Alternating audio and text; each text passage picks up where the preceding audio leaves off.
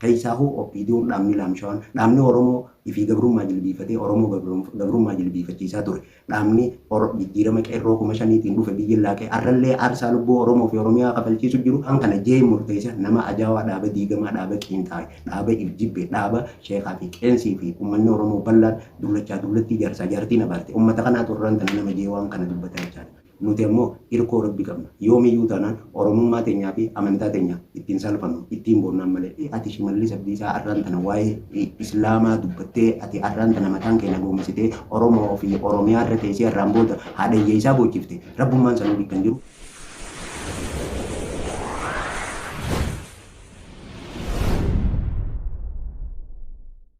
Assalamualaikum warahmatullahi wabarakatuh. Kabajamtoota qaalii fi jaalatamoo ilmaan Oromoo kanneen alaa fi keessa jirtan nageenya kiyya kan jaalalaa fi kabajaa iddoo jirtan maratti isin haala qabobboleeyyan kiyya dhimmitiin irraa soo deemu waa'ee Shimallis Abdiisaa ajandaa guddaa taate kaleefes gidduutti sooshaal miidiyaalee hawaasaa irratti naanna'u jirtu ajandaa guddaa taate waa'ee saniin qixxee wallaala kiyyaatiin dubbachuudhaa deema. Namoota hedduu ulamaa'ota keenya hayyoota keenya babbeekamootu deebisaa gahaa kanneefii jira.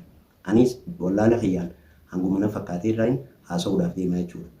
Bifa manaa godhaatu maqaan Yuudii fi maqaan Arabaa biyya fudhachaa jira.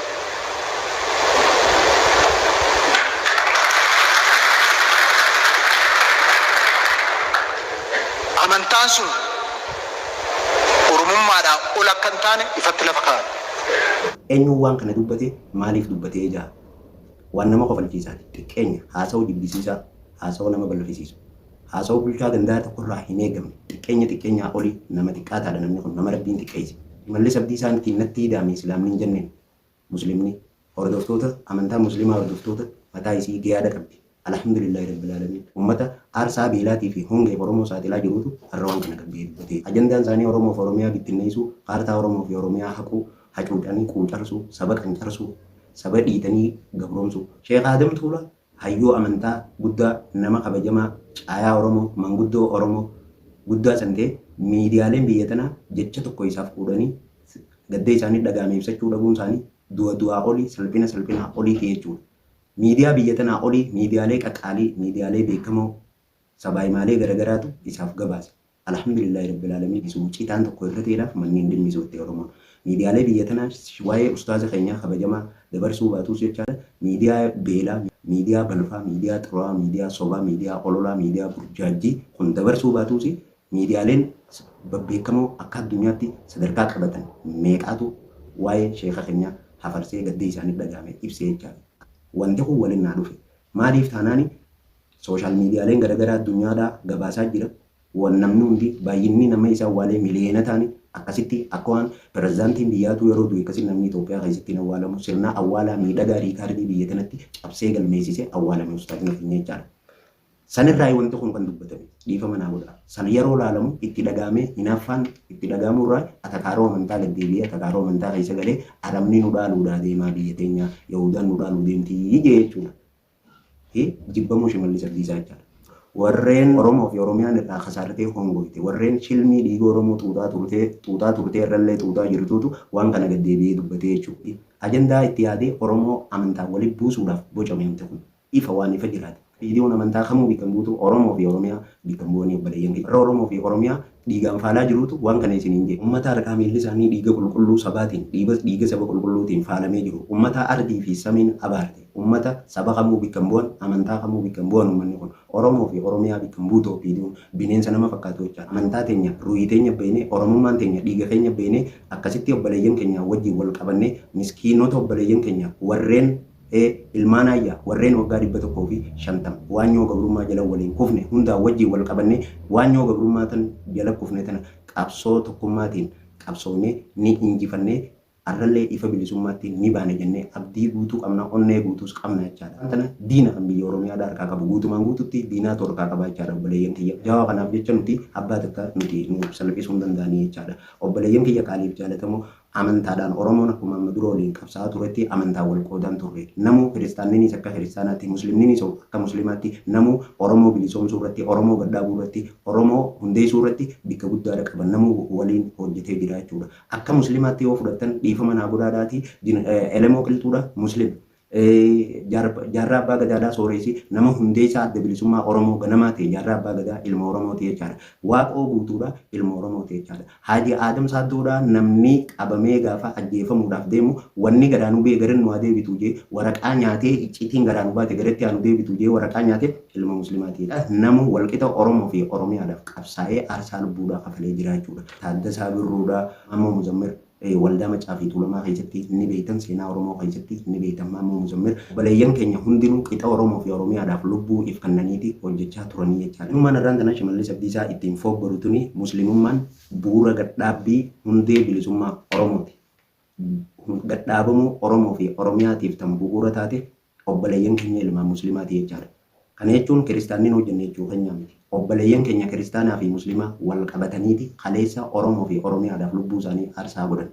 Jeneraal Taaddasaa Birruu, Maammoo Muzammir, Jaarraa Abbaa Gadaa, Elemoo Qilxuudhaa, Haaji Aadam Saaddoodhaa qixxee takka wajjin hojjetaniiti amantaan osoo amantaan isaanii waliin qoodin iddoo lubbuu aarsaa lubbuu kan nu barbaachiftetti waliin kannaniiti Oromoo fi Oromiyaa kunuunsanii irraan tanee deemu jechaadha. Iyyuu qaamni ajandaa amantaa kana uume qaamni waan kana dubbate Oromoo bikkambuu Oromiyaa bikkambuu amantaa kamuu bikkambuu wallaala fayyaan ni injaa hanga wallaala fayyaatti beekumsa qabaadheetiin abbootiin amantaa obboleeyyan kiyya abbootiin tiyya na dura dubbatanii turtanii jechaadha. Dhaabni OPDOdhaa yoomiyyuu taana waliin gurmaa'insaa fi Oromoo tokkomtee arguu caalaa wanni mataa jedha dhukkubsuu hin jiru.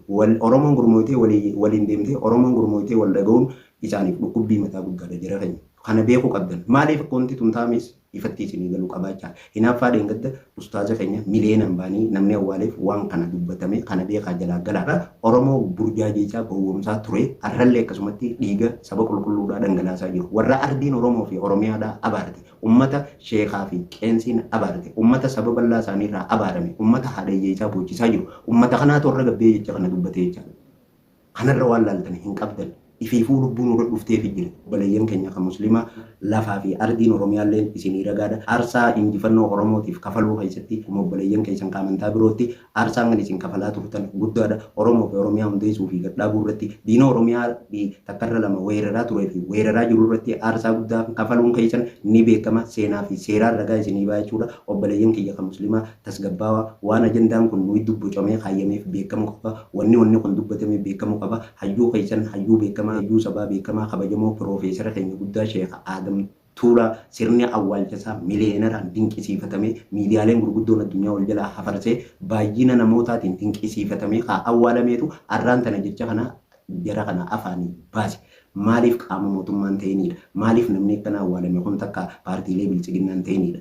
Akkasi obboleeyyan kiyya isiniif haa galtu jalaa galaa kana ajandaan godhatina nuti Oromoon tokko dhaaba kamuu bikkan buutu OPDO dhaaba kamuu bikkan buutu Oromoo bikkan buutu amantaa kamuu bikkan buutu mootummaa gabroonfata mootummaa Oromoo gabrummaaf jilbiifate saba jilbiifachiisaa ture mootummaa jijjiirama qeerroon kumni shan dhiinni aarsaan namni kumni shan aarsaa itti ta'e jijjiirama san biyya laaqee arrallee aarsaa lubbuudhaa saba kafalchiisaa jiru warra if jibbe warra lubbuu jibbe warra Oromoo fi Oromiyaan abaarate. Warra sheekaa fi qeensiin abaarfa warra saba boochisaa ture warra arrallee saba boochisaa jiruutu waan kana dubbate obboleeyyan kiyya waan guddatti hin fudhatinaa kana ajandaa guutanii afaan farsinaa Oromoon Oromummaa isaatiin wal qabatee gandaa fi lagaaf amantaan kan waliin qoonne hanga har'aan tanaatti Oromiyaa utubee diina Oromiyaa irra dhufu hundaa'u qolatee waliin firraa ittisaa ture arrallee ittisaa jiraachaa akkuma kaleessa wajjin amantaan kan waliin qoodin kan gandaa lagaa waliin qoodin Oromummaa takkittiif jecha aarsaa lubbuu kafalanii gootonni keenya Oromoo fi Oromiyaa singaanitti nutis tarkaanfachuu danda'uu qabna jechaadha. Nama gandaa fi amantaa lagaan Oromoo ajandaa jidduutti uumee addaan bittinneessuu barbaadu lafeen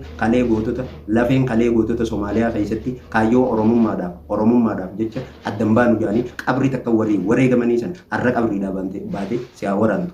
Jabaan kamiyyuu nama kamuu ol rabbii tokkichaa jira. Arra aangoo qabaattees arra bitamtees namu duuti irraan oltu jechaadha. Sallallahu alaihi wasallam nabii nagaa ramanni irratti ajiraatu nabiyyiin keenyaa ni du'e jechaadha. Abbaan kamuu aangoo kamuu qabaadhu baankii taankii kamuu qabaadhu ilma namaati ilmi namaa duuti isaa guyyaa tokko akka alarmiiti yerootti sa'aatiin isaa dhumtetti yeroo takka duratti hinduu yeroo takka booditti hin deebi'u jechaadha. Yaa konkolaataa tokkoon bitamtee obboleeyyan kee Oromoo fi Oromiyaa aarsaa kafalchiisu jiru. Yaa mana tokko mana addunyaa bareedaa godhu keessaa deemtu kanaaf jecha dhiigoo obboleeyyan keetii Oromoo fi Oromiyaa aarsaa kafalchiisu jiru.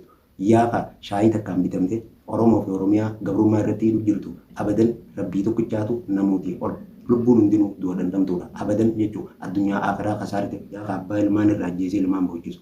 Yaa haadha ilmaan irraa ajjeesee ilmaan boochisu jiru. Yaa dhiiga qulqulluu sabaa ganna kun jiru. Rabbi irra walii manna. Rabbi irratti nuti ammoo hirkoo rabbi qabna. Yoomiyyuu taanaan oromummaa teenyaa fi amantaa teenya ittiin salphannu ittiin boonnaan malee. Amantaa muslimaatii fi oromummaa keenya amantaa keenyaan gadi hin godhannu ittiin salphannu ittiin boonnaan jechuudha. Ammoo amantaa ajandaa godhattee saba kana addaan bittinneessuuf deemtu siif hin milkaa'u. Siif baramee jira. Namni amantaan Oromoo fi Oromiyaa qooduu deemu amantaa bakka hin bu'u, Oromoo fi Oromiyaa bakka hin bu'u. Har'aas akkasuma borullee gama fuulduraattis akkasii jechaadha. Yaa kana dibbee amantaadhaa hawaasa jidduutti dhoyitee Oromoo addaan bittinneessuu deemtu asiif barame har'aas siif hin milkaa'u. Keessaahuu OPDO'n dhaabni laamshawaan dhaabni Oromoo ifii gabrummaa jilbiifatee Oromoo gabrummaa jilbiifachiisaa ture. Dhaabni jijjiirama qeerroo 5,000tiin dhufe biyya laaqee har'allee aarsaa lubbuu Oromoo fi Oromiyaa kafalchiisu jiru har'allee isiniif hin milkaa'u isiniif barame. Keessaahuu nama waan kana jee murteessa nama ajaa'aa dhaaba diigamaa dhaaba qiinxaa'e dhaaba ifjibbe dhaaba sheekaa fi qeensii fi uummanni Oromoo bal'aan dullachaa dullattii jaarsaa jaartii na baarte uummata kanaa turraan tana nama jee waan kana dubbataa jechaadha. Amantiin kan isin ittiin foggoratanii miti amantaa musliimaa jechaadha. Gaafa kan abbaa keessan guddaa kan isin miila gootanii istanyaa irraa dhiqaa turtan kan isin istanyaa godhaa fi turtan abbaa keessan guddaa molicha garatanii jirtan. Aarsaa guddaa san keessa kafalchiise amantaa musliimaati. Fuusa riqqanaan jaa qabaa lafa naataan yoomii fi ati Shimallis Abdiisaa arraan tana waa'ee islaamaa dubbattee ati arraan tana mataan keenya goomsitee Oromoo fi Oromiyaa irra teessee arraan booda haadhayyee isaa boochifte rabbummaan sanuu kan jiru. Assalaamu alaikum warahmatullahi wabarakatuh. Hordoftoota kiyya qaaliif jaalatamu asiin caalaa waan jiru hin qabu nageenyi rabbii isin irratti haa jiraatu nagaan